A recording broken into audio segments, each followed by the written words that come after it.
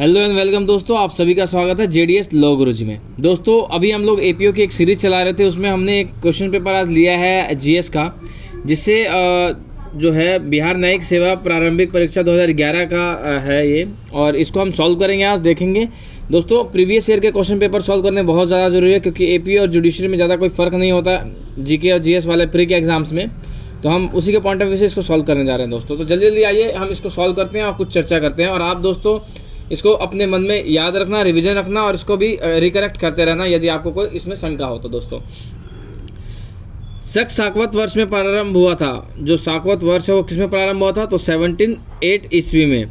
निम्नलिखित एक वैदिक धार्मिक अनुष्ठान से संबंधित है। किस वेद में धार्मिक अनुष्ठानों की चर्चा की गई? तो यजुर्वेद में। दोस्तों आपसे मैं क्वेश्चन पूछता हूँ, बताइए जो साम वेद है इसमें किस चीज़ की चर्चा की जाती है, क्या इसमें उल्लेख किया जाता है? द्वितीय बौद्ध परिषद को बुलाया गया था। द्वितीय बौद्ध परिषद को कब बुलाया गया था और कहाँ बुलाया गया था? तो दोस्तों इसको काल शौक में बुलाया गया था। और दोस्तों आगे चर्चा करते हैं, जैन कल्पसूत्र को किसने लिखा था? तो जैन कल्पसूत्र को भद्रबाहु ने लिखा था। चंद्रगुप्त मौर्य था डैश कैसा शासक था? एक निरंकुश शासक था, बिल्कुल निरंकुश शासक था। एक राजनीतिज्ञ था, एक उदार शासक था, एक प्रबुद्ध निरंकुश शासक था। तो इसका आंसर होगा डी, एक प्रबुद्ध निरंकुश शासक था। दोस्तों नेक्स्ट क्वेश्चन है कि सांची का विशाल स्तूप समय को निर्धारित करता है। किसके समय को? तो मौर्य के समय को निर्धारित करता है। दक्षिण भारत के साहूकारों का क्या नाम था? जो दक्षिण भारत के साहूकार थे उनको किस नाम से बुलाया जाता था? तो चेती। फहान ने भारत की यात्रा समय में की थी। किस समय में की थी? तो चंद्रगुप्त द्वितीय के समय में की थी। दोस्तों कुमार संभव का लेखक कौन है? तो कालिदास जी कुमार संभव के लेखक हैं। भारत में सोने के सिक्के सबसे पहले किन शासकों द्वारा जारी किए गए? तो कुषाण शासकों द्वारा जारी किए थे। वैसे दोस्तों भारतीय यूनानियों का भी नहीं आता, ग्रीक का भी नाम आता है यूनानियों का, परंतु सबसे पहले जो है कुषाण शासकों ने इसको जो है जारी किए थे। इसके साथ चोल युग बहुत प्रसिद्ध था। किस चीज़ के लिए? तो ग्रामीण सभाओं के लिए, राष्ट्रकूटों के साथ युद्ध के लिए, श्रीलंका के साथ व्यापार के लिए, तमिल की संस्कृति की उन्नतियों के लिए। तो ग्रामीण सभाओं के लिए बहुत ज़्यादा प्रसिद्ध था। परमार वंश की स्थापना, परमार वंश को स्थापित किया किसने? तो उपेंद्र जी ने।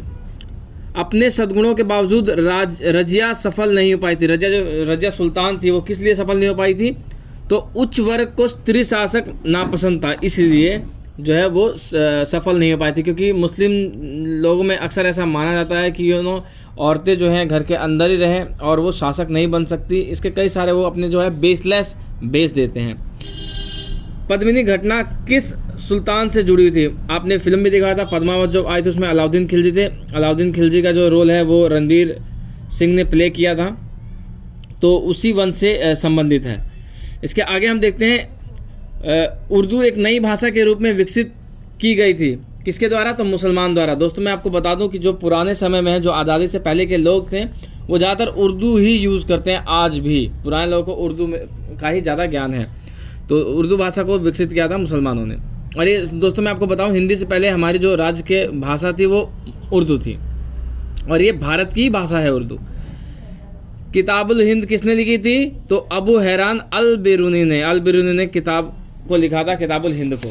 दोस्तों आइए हम आगे चर्चा करते हैं। निर्गुण स्कूल का बड़ा समर्थक था कौन?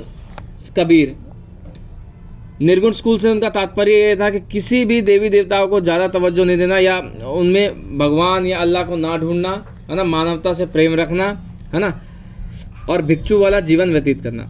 सर थॉमस रो भारत के किसके काल में आए थे? भारत में तो वो जो है वो जहांगीर के काल में आए थे, क्योंकि जहांगीर के काल में जो है आपने देखा होगा जो मुगल वंश था बहुत कमज़ोर पड़ता जा रहा था, क्योंकि जहांगीर जो थे एक नशे के लत में हमेशा रहते थे। दोस्तों मैं आपसे ये भी एक जीके और शेयर कर देता हूँ कि जहांगीर ही ऐसा सुल्तान था जिसका नाम किसी जो है सूफी संत पे रखा गया था। क्या रखा गया था? तो उनका नाम सलीम रखा गया था। अक्सर जो है अकबर उन्हें बुलाते थे सलीम नाम से, और ये बहुत ही ज़्यादा मन्नतों से पैदा हुए थे। और इनके ही पैदा होने पर जो है अकबर ने 4 देग जो है वो जो है ख्वाजा गरीब नवाज जो अजमेर के अंदर है उनको वहाँ पे गिफ्ट किया था उसके दरगाह में। शेख निज़ामुद्दीन औलिया था, एक क्या थे? ये सूफी संत थे। और ये किस मैं आपसे ये क्वेश्चन पूछना चाहता हूँ कि जो शेख निज़ामुद्दीन औलिया किस वंश से थे, और जो ये किसके मुरीद थे? तो ये जो है ख्वाजा गरीब नवाज के मुरीद थे, और ख्वाजा गरीब नवाज चिश्ती वंश से ताल्लुक़ रखते थे, चिश्ती वंश से। दोस्तों आगे हम बढ़ते हैं। पद्मावत किसने लिखी? पद्मावत किसने लिखी? तो पद्मावत के राइटर थे मोहम्मद जायसी। आपने नाम सुना होगा, काफ़ी ये जो है फेमस क्वेश्चन है और आ सकता है मोस्ट इंपॉर्टेंट क्वेश्चन है दोस्तों। और आगे हम चर्चा करते हैं। भारत में बाबर के युद्धों की कौन सी क्रमबद्धता सही है? पहले बाबर ने कौन सी युद्ध लड़ी थी? पानीपत का नाम आता है, खनवा का नाम आता है, चंदेरी और घाघरा। तो ये जो सी है इसका सही आंसर है। 1582 में अकबर ने दीन इलाही लागू किया था, किस लिए? तो इस्लाम के सिद्धांत के, इस्लाम द्वारा प्रभावित हिंदू कानून पे उपयोग में से कोई नहीं है, व्यवहार संहिता के लिए। दोस्तों दीन इलाही जो है अकबर द्वारा लागू किया गया था, वो इसलिए किया गया था कि सर्वधर्म संभव के सिद्धांत पे, कि सभी धर्म समान होते हैं और सबकी अच्छाइयों को हमें अडॉप्ट कर लेनी चाहिए। एक फौजदारी प्रभारी होता है किसका? एक परगना का। परगना मतलब क्या होता है? गांव होता है। गांव को अक्सर हम परगना के रूप में जानते हैं। तो एक फौजदारी प्रभारी जो होता है परगना का अधिकारी होता है या प्रभारी होता है। ब्रिटिश काल में कुषाण वर्ग को किसने प्रताड़ित किया था? तो जमींदारों ने। देखा होगा आपने, जमींदारी प्रथा वगैरह जो है ये सारे जो है उस वक्त लागू किए गए थे। और जो है ब्रिटिश काल के अंदर जो है कृषक वर्ग को बहुत ज़्यादा प्रताड़ित किया जाता था जमींदारों के द्वारा। तो उसी में जो है कई सारे नियम लागू थे। रैयतवाड़ी हुआ था, आपने देखा होगा, रैयतवाड़ी हुआ था, जमींदारी प्रथा हुआ था और ऐसे कई सारे इस्तेमारी बंदोबस्त, ये सब जो है 1793 में हुआ था। और किसने किया था इस्तेमारी बंदोबस्त? लॉर्ड कॉर्नवालिस ने। ये सब चीज़ें आप याद रखना, इससे रिलेटेड है, कुछ भी पूछ सकते हैं। बिहार में क्रांति को किस व्यक्ति ने नेतृत्व किया था? बिहार में जो क्रांति हुई थी उसको किसने नेतृत्व किया था? ये क्रांति जो है 1857 की बात की जा रही है दोस्तों, और ये अमर सिंह ने किया था। अमर सिंह जी ने किया था, क्योंकि ये हम बिहार का जो है जीके सॉल्व कर रहे थे, इसलिए बिहार से रिलेटेड हम इसमें क्वेश्चन कवर कर रहे हैं। अमर सिंह ने। दोस्तों मेरा आपसे सवाल ये है कि बिहार का जो फ्रांसीसी आंदोलन था 1857 का, इसकी शुरुआत कहाँ से हुई थी? आप कमेंट सेक्शन में ज़रूर बताएं, और किसके द्वारा की गई थी और क्यों की गई थी। आइए हम आगे चर्चा करते हैं। जो है भारतीयों का कौन सा वर्ग पाश्चात्य संस्कृति से प्रभावित था? तो शिक्षित हिंदू मध्यम वर्ग। जो मध्यम वर्ग थे वो बहुत ज़्यादा ही पाश्चात्य संस्कृति यानी जो वेस्टर्न जो कल्चर है उससे प्रभावित होते थे। पहनावे में लेके, जैसे हमारा देखा होगा आप लोगों ने, हम धोती कुर्ता पहनते थे, शॉर्ट पैंट चालू किया, खाने में अपने बदलाव किए, भाषाओं में बदलाव किए, शिक्षा लेना स्टार्ट कर दिया। तो शिक्षित हिंदू मध्यम वर्ग जो था वो बहुत प्रभावित था। यज्ञ बंगाल आंदोलन को प्रभावित किया किसने किया था? तो हेनरी विवियन डिजोरियो ने। 1866 में कांग्रेस में के कलकत्ता अधिवेशन के अध्यक्ष कौन थे? तो दादा भाई नौरोजी जी थे, जो कि 1886 में कांग्रेस के जो है कलकत्ता अधिवेशन के अध्यक्ष थे। दोस्तों इससे रिलेटेड मैं आपका ये सवाल पूछना चाहता हूँ कि प्रथम महिला कांग्रेस अध्यक्ष कौन थी? इसका जवाब आप जो है ज़रूर मुझे कमेंट सेक्शन में मेंशन करें। इंडिया विंस फ्रीडम किसने लिखी थी? इंडिया विंस फ्रीडम लिखा था मौलाना अबुल कलाम आज़ाद। दोस्तों मौलाना अबुल कलाम आज़ाद जी की पुस्तक थी ये, इंडिया विंस फ्रीडम। और मौलाना अबुल कलाम आज़ाद जो थे ये हमारे प्रथम शिक्षा मंत्री भी थे। 1905 में सर्वेंट्स ऑफ इंडिया सोसाइटी की स्थापना किसने की? गोपाल कृष्ण गोखले। दोस्तों गोपाल कृष्ण गोखले जी ने की थी, और यही जो थे ये महात्मा गांधी के भी राजनीतिक गुरु माने जाते हैं। तो ये भी आप याद रखिएगा, महात्मा गांधी के गुरु है, राजनीतिक गुरु पूछ सकते हैं आप। स्टैफोर्ड क्रिप्स एक सदस्य था किसका? लेबर पार्टी का। लेबर पार्टी जो अभी भी जो है बहुत ज़्यादा जो है अमेरिका और लंदन में बनी हुई है लेबर पार्टी, उसकी ही जो ये सदस्य थे। और अब इससे रिलेटेड मैं आपसे ये सवाल पूछना चाहूँगा कि जो अभी अमेरिका के जो है राष्ट्रपति कौन है और वो किस पार्टी से संबंधित है?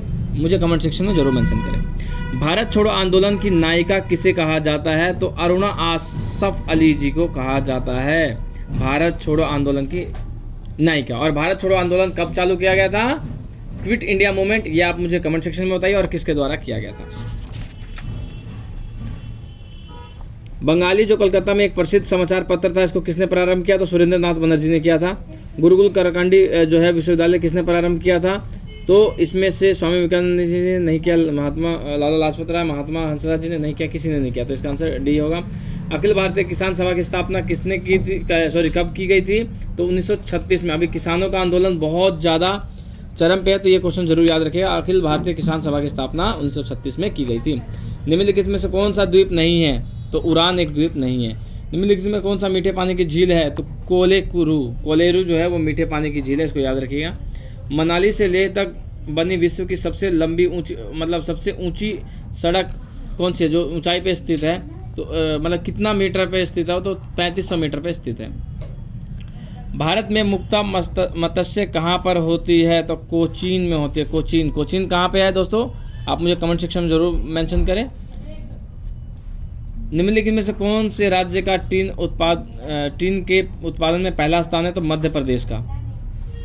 टिहरी बांध परियोजना से निर्मित जलाशय का नाम क्या है, जल्दी आप मुझे बताइए। तो टिहरी बांध परियोजना से निर्मित जलाशय का नाम क्या है, तो इसका नाम है गोविंद वल्लभ सागर। गोविंद वल्लभ सागर। निम्नलिखित में से कौन भारत दक्षिणातम पर्वतमाला है, तो कार्डमाम पहाड़ियाँ। 2011 की जनगणना के अनुसार केरल की साक्षरता दर कितना है, 90.92%।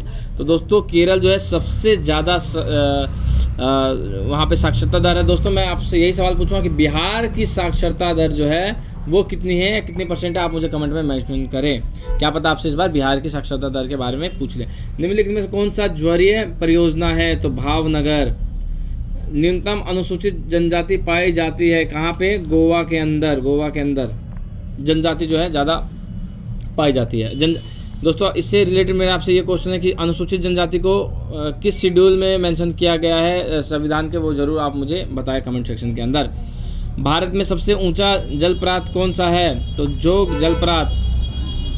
भारत में किस क्षेत्र में कोयले का स्टोर हाउस कहा जाता है, किस क्षेत्र को, तो रानीगंज को। रानीगंज।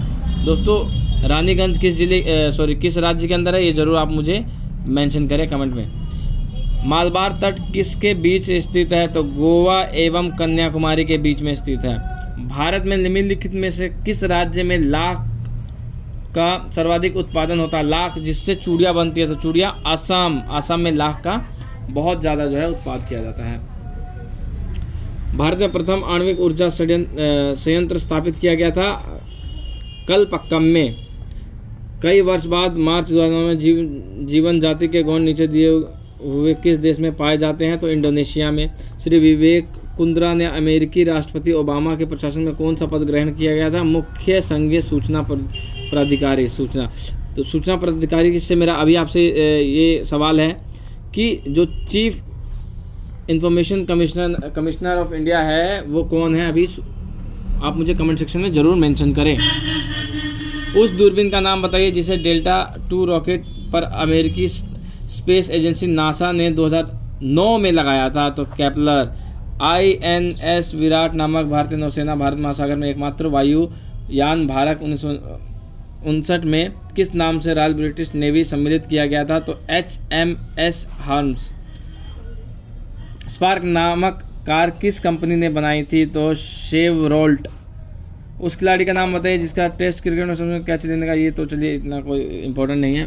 विश्व की विश्व की सबसे बड़ी अर्थव्यवस्था जिन्हें G20 कहते हैं शिखर वार्ता 2009 में कहाँ पे हुई थी, तो लंदन में। दोस्तों G20 की जो वार्ता है इस साल मतलब 2020 में कहाँ हुई है वो मुझे ज़रूर बताइए, आप किस देश में हुई है। प्रोफेसर वेणुगोपाला के सेवानिवृत्त होने के बाद all India institute of medical science का 5 वर्षों के लिए किसे डायरेक्टर बना दिया गया है दोस्तों, तो RC डेका जी को बनाया गया है। और ये कोई खास इम्पोर्टेंट नहीं है, ये है महिलाओं का विश्व कप क्रिकेट 2019 ऑस्ट्रेलिया में संपन्न हुआ, उसे किस देश ने जीता था, 2009 में जो हुआ था इंग्लैंड ने। दोस्तों इस बार किसने जीता था 2019 में, वो मुझे ज़रूर बताएं। स्लम डॉग मिलियनेयर नाम फिल्म सर्वश्रेष्ठ ध्वनि मिश्रण के लिए किसको ऑस्कर अवार्ड दिया, ये तो आप जानते ही होंगे दोस्तों। जो स्लम डॉग मिलियनेयर था जिसमें जो है अनिल कपूर जी एक्टर थे और AR रहमान जी ने म्यूज़िक दिया था, उसमें ऑस्कर से किसे सम्मानित किया गया था, किसको उसके लिए ऑस्कर मिला था, तो रेसूल पेकुट्टी। 2009 के ऑस्ट्रेलियाई टेनिस ओपन प्रतियोगिता में महिलाओं की एकल विजेता कौन थी, तो सेरेना विलियम्स।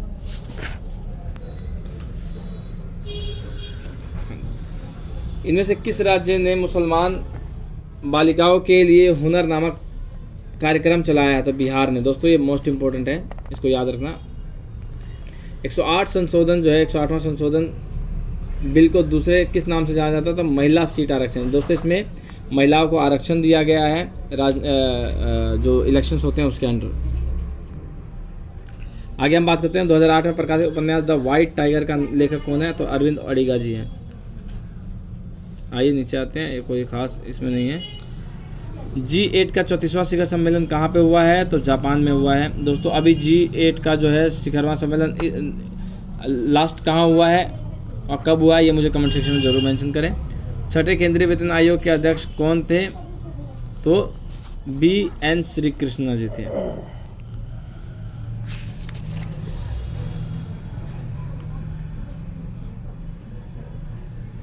कुछ साइंस के क्वेश्चन देख लेते हैं। यदि किसी गतिशील वस्तु पर लगने वाले सभी बलों का शून्य होता है तो वह वस्तु क्या होती है, समरूप नीति से चलती रहेगी। एक खिलाड़ी अचानक छलांग लगाने में की अपेक्षा कुछ दूरी दौड़ता है, आकर ज़्यादा लंबा छलांग लगा पाता है, तो इसका क्या कारण होता है, तो गतिमान अवस्था की जड़ता। और दोस्तों इसमें जो है और साइंस से रिलेटेड काफ़ी क्वेश्चन थे इसमें, और अंत में हम ये देख लेते हैं। तो दोस्तों ये जो है आपका जो है साइंस से रिलेटेड कुछ क्वेश्चन हैं जिनको मैं आपके समक्ष दिखा रहा हूँ। इसमें कुछ ज़्यादा मुझे बताने की ज़रूरत है नहीं, बिकॉज साइंस का जो पोर्शन है वो तो हर वक्त अलग अलग आता ही रहेगा, जो बेसिक साइंस है। बाकी जो GS था, जो GK था, और जो कुछ अन्य सब्जेक्ट से रिलेटेड थे वो मैंने आप सभी को बता दिया इस सीरीज के अंदर। तो दोस्तों आपको वीडियो कैसी लगी कमेंट सेक्शन में ज़रूर बताएं, और लाइक शेयर एंड सब्सक्राइब करना ना भूलें। Thank you so much for watching our channel JDS law Guruji.